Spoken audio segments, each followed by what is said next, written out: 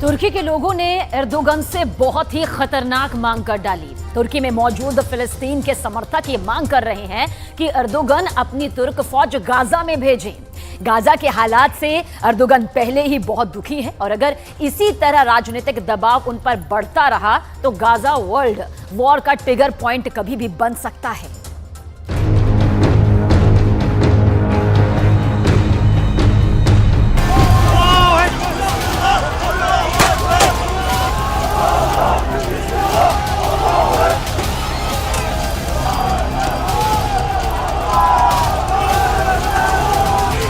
तुर्की की जनता सड़कों पर उतर आई है।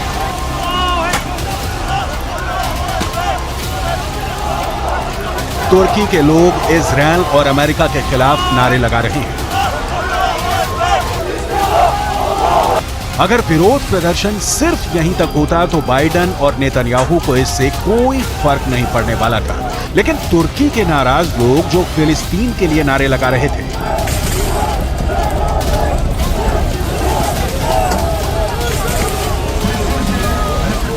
तुर्की के दक्षिण में मौजूद अदाना एयरबेस पर पहुंच गए, जो अमेरिका का सैन्य अड्डा है और दावा किया जाता है कि यहां पर 50 की संख्या में एटम बम रखे हुए हैं। ये विरोध प्रदर्शन अदाना की सड़कों पर भी हो सकता था, लेकिन क्या जानबूझकर परमाणु बम वाले ठिकानों पर भीड़ का हमला करवाया जा रहा है?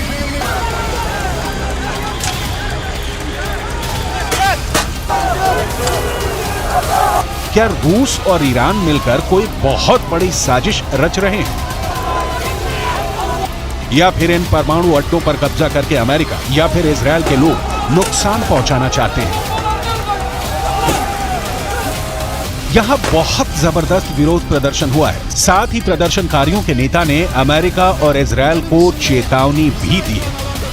Değerli kardeşlerim, biz burada Gazze'deki kadın ve çocuklar için masada elimiz güçlensin diye geldik.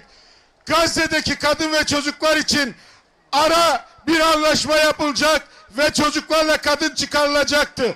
Şimdi bunu yapanlar Gazze'deki kadın ve çocukların ölümüne sebep olacaklar. Hiç farkında değiller. खास बात यह है कि तुर्की के सिर्फ अदाना ही नहीं बल्कि और भी कई शहरों में अमेरिका के खिलाफ विरोध प्रदर्शन हो रहे हैं, क्योंकि अमेरिका के विदेश मंत्री एंटनी ब्लिंकन तुर्की दौरे पर हैं और वो किसी तरह इजरायल और तुर्की के बीच बिगड़ते रिश्तों को संभालने की कोशिश में लगे हैं।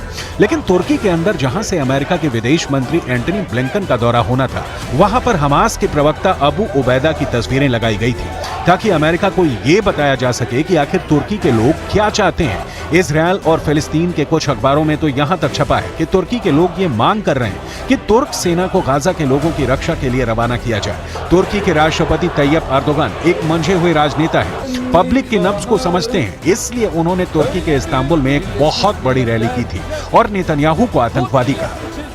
Ufkumuzun uzandığı her yerde kalplerini ve gözlerini bize çevirmiş kardeşlerimizin derdiyle dertlendiğimiz, yardım eli uzattığımız, gerektiğinde sınırlarımızı açtığımız kardeşlerimize yaptığımız gibi Gazze için de bugün olduğu gibi kıyamdayız. इस मौके पर बेहद चालाकी से अमेरिका ने ओहियो क्लास की अपनी परमाणु पनडुब्बी भूमध्य सागर में उतार दी है। अमेरिका की नौसेना ने बताया है कि उसकी ओहियो क्लास की एक परमाणु पनडुब्बी यूएस सेंट्रल कमांड के ऑपरेशनल एरिया में पहुंच गई है। कमांड ने सोमवार को सुएज नहर से गुजरते हुए इस परमाणु पनडुब्बी की एक तस्वीर भी प्रकाशित की है।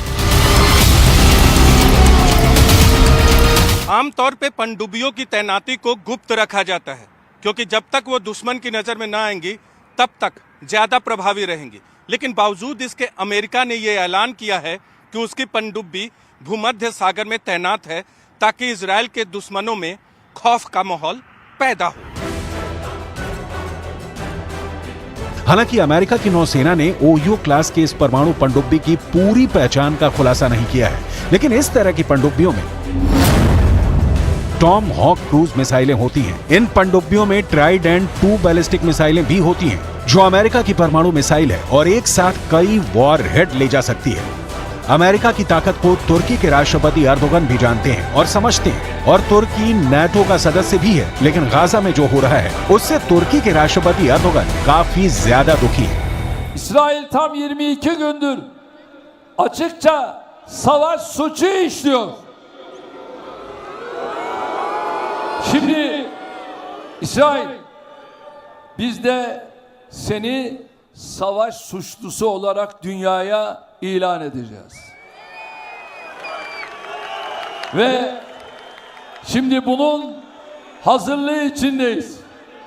Bunun çalışmasını yapıyoruz ve savaş suçlusu olarak İsrail'i dünyaya tanıtacağız. लेकिन इजरायल ने हमास को खत्म करने का फैसला कर दिया है और वो युद्ध विराम को तैयार नहीं है। अमेरिका भी इजरायल का साथ दे रहा है और दूसरी तरफ जॉर्डन, कतर, यूएई, सऊदी अरब, तुर्की, ईरान, ये सभी मुल्क जल्द से जल्द युद्ध विराम चाहते हैं। तुर्की के विदेश मंत्री के साथ एंटनी ब्लिंकन की मुलाकात हुई है, लेकिन मतभेदों को रोक पाना अब आसान नहीं रह गया है और उसकी वजह बिल्कुल साफ है। तुर्की के राष्ट्रपति एर्दोगन गाजा में इजरायल की कार्रवाई को नरसंहार की संज्ञा दे रहे हैं। Ülkenin kendini savunma hakkı varmış. Tamam da adalet nerede? Adalet nerede? Gazze'de savunma değil, açık ve alçak bir katliam yürütülmektedir. Gazze halkını bir silah gibi kullandıkları açlıkla, susuzlukla, yakıtsızlıkla, sağlık hizmetlerini çökerterek topluca yok etme peşindeler. दूसरी तरफ Antony Blinken ने Iraq का भी दौरा किया है। Iraq का दौरा अप्रत्याशित है क्योंकि इसकी पहले कोई योजना ही नहीं थी, लेकिन माना जा रहा है कि इराक के प्रधानमंत्री अल सुदानी से मिलने का फैसला ब्लिंकन ने इसलिए किया क्योंकि इराक और सीरिया के एयरबेस पर लगातार हमले हो रहे हैं। इराक और सीरिया में मौजूद ईरान के फंड से चलने वाले संगठनों ने 17 अक्टूबर से अब तक अमेरिका के सैन्य ठिकानों पर करीब 35 हमले किए हैं। माना यह जा रहा है कि एंटी ब्लिंकन ने इराक के प्रधानमंत्री अल सुदानी के जरिए ईरान को संदेश भेजा है, क्योंकि ब्लिंकन से मुलाकात के फौरन बाद अल सुदानी ईरान गए हैं और उन्होंने वहां अमेरिका की तरफ से ईरान को ये बताया है कि अगर सीरिया और इराक में अमेरिका पर हमले नहीं रुके तो ईरान को इसकी भारी कीमत चुकानी पड़ेगी। हालांकि ईरान का रुख नरम होता नहीं दिख रहा है, क्योंकि ईरान के रक्षा मंत्री अशीत यानी ने कहा है कि अगर युद्ध विराम नहीं हुआ तो अमेरिका को बहुत बड़ा झटका झेलना पड़ सकता है।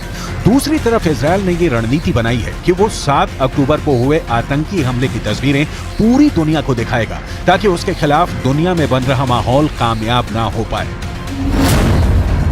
तुर्की के राष्ट्रपति इतने ज्यादा नाराज हैं कि उन्होंने अपना राजदूत भी इजरायल से बुला लिया है। तुर्की के विदेश मंत्रालय ने अपना राजदूत वापस बुलाते हुए ये कहा कि अब नेतन्याहू इस लायक नहीं कि उनसे बात की जाए। तुर्की के राष्ट्रपति के इन बयानों से समझा जा सकता है कि तुर्की के अंदर इस वक्त गाजा पर किस तरह की उथल पुथल मची हुई है।